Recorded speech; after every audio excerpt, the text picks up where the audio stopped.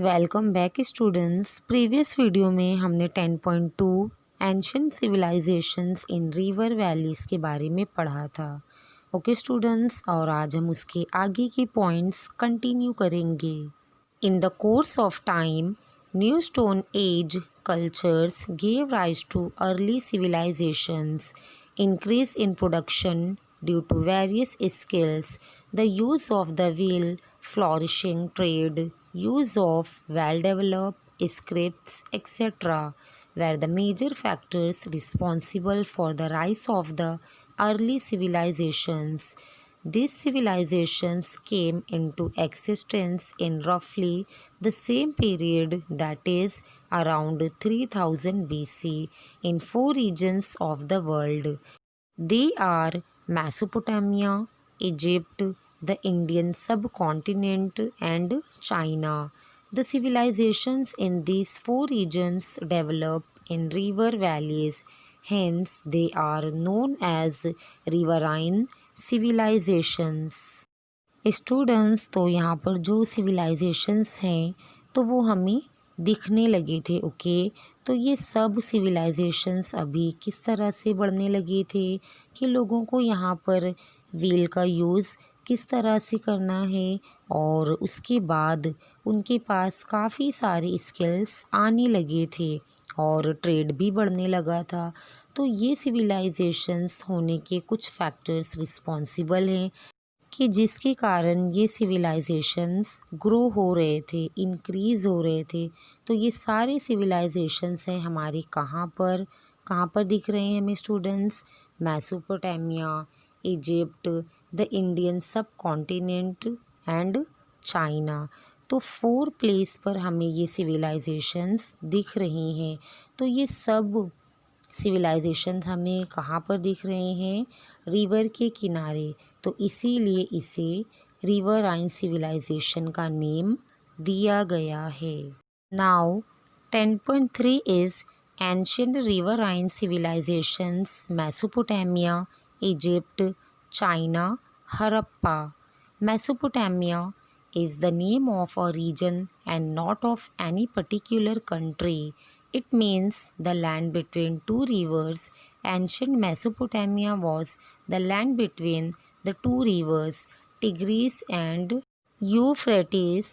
These two rivers mainly flow through Turkey, Syria, and Iraq. Ancient Mesopotamia had great cities like Ur, Uruk, Nippur, etc. These cities were home to very prosperous cultures. Students, तो ये एक reason का name है, कोई country का name नहीं है। तो 2 रिवर्स के बीच में जो लैंड था तो उसे ही नेम दिया गया मेसोपोटामिया। ओके, तो ये 2 रिवर्स थी जिनके बीच के जो लैंड थे वहाँ पर ये मेसोपोटामिया सिविलाइजेशन दिखाई दी थी। तो यहाँ पर हमें ये प्रोस्पेरियस कल्चर्स दिखाई देता है। Okay, Egypt, the river Nile flows through the eastern part of the Sahara desert in the north of Africa. One of the ancient civilizations flourished along its banks. It is known as the Egyptian civilization. The Nile gets flooded every year. The land along her banks has become very fertile because of the flood deposits. Also, ancient Egyptians used to build small embankments on the river to store the flood water. After the soil in the flood water settled to the bottom, the water was used for irrigation. Students, तो यहाँ पर जो Nile river है ये सहारा dessert से लेकर कहाँ पर नॉर्थ ऑफ अफ्रीका तक स्टूडेंट्स बहती है। ओके, तो नाइल रिवर पर एक सिविलाइजेशन दिखाई दे रही थी, उसका नेम क्या है? इजिप्शियन सिविलाइजेशन है। ओके, ये नेम उसे दिया गया है। तो जो नाइल रिवर है उसमें एवरी ईयर स्टूडेंट्स बाढ़ आती है। तो तो जैसे कि बाढ़ आती थी तो उसके साथ साथ सॉइल भी आ जाती थी। तो इसके कारण जो रिवर का स्टूडेंट्स किनारा था वहाँ पर ये काफ़ी सॉइल जो थी वो फर्टाइल थी, अच्छी थी।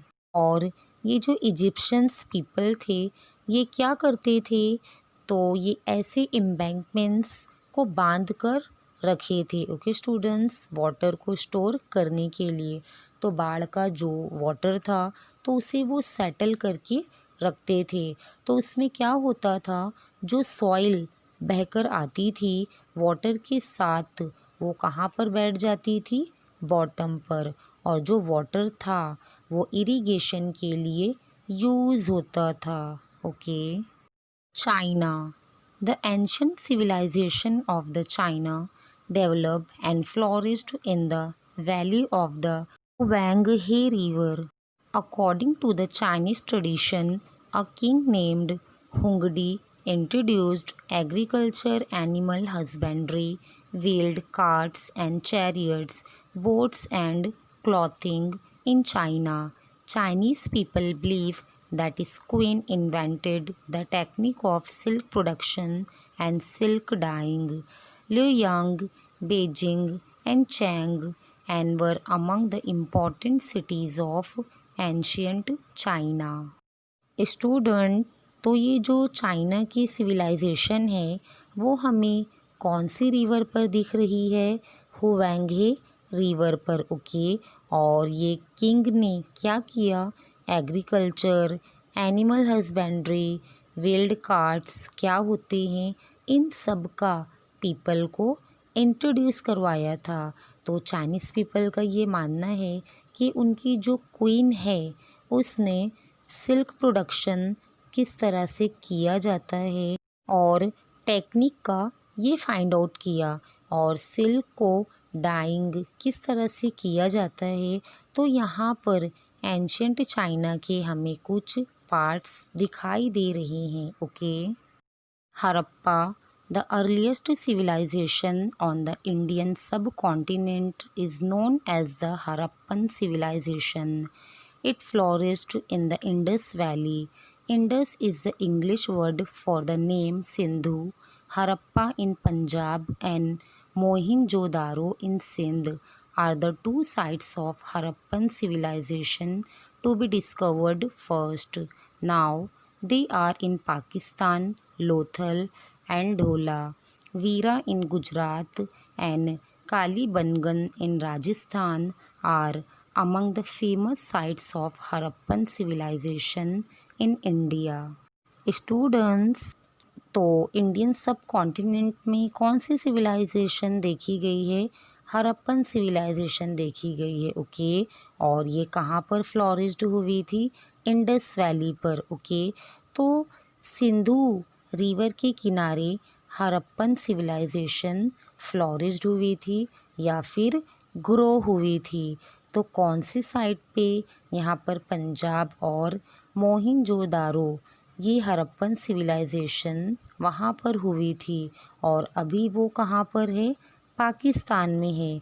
तो इंडिया में हमें हड़प्पन सिविलाइजेशन कहाँ पर दिख रहा है स्टूडेंट्स, लोथल एंड ढोला, वीरा वो कहाँ पर है, गुजरात में। और कालीबंगन कहाँ पर है, राजस्थान में है, okay. Cities of these civilizations are well known for their systematic town planning. The houses were built in blocks created by parallel roads that crossed each other at right angles. Huge granaries and spacious houses were the special features of these cities. There were bathrooms and latrines in every house and a covered drainage system which indicates a concern for public hygiene. There were carefully constructed private and public wells. The cities were divided into 2 to 4 parts, each with a separate fortification.